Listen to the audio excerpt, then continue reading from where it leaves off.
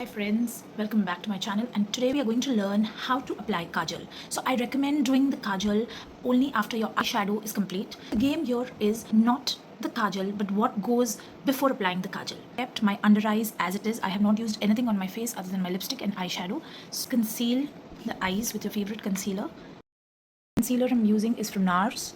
Warm it up first on your hand and then use it so that there are no crease lines and it blends beautifully. It is important to set the concealer with a powder. Make sure there's no extra powder. While you're looking up, set your under eye all the way to the lash line. Today I'm using the Kiko Milano Kajal. If you struggle putting kajal, start with the waterline. If you're putting on the end, you look there. And if you're putting on this side, I recommend you look on the opposite side.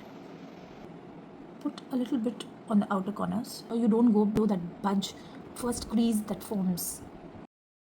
All the parts that you see your skin showing through, just you need to fill it in. You have to leave it like a defined shape, but you have to give that smudged look. So for that you have to be in the crease and plus lock in the whole kajal towards the waterline. Now below this we'll use a very thin layer of a black eyeshadow and again smudge it in. See how nice and dark that looks. Either you can end it here with a mascara, but I want a very heavy eye look as I'm going out, so I would a dark brown color here. With a smudge brush, I'm going to apply it here. Using two-faced mascara today.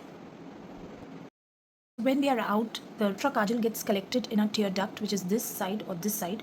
So always carry extra kajal you have used and a Q-tip to just dab off the ends in case it's extra and starts bleeding. This is the kind of look that gets you a lot of compliments. Keeps your eye makeup for 4 to 6 hours. Eye kajal will not move at all.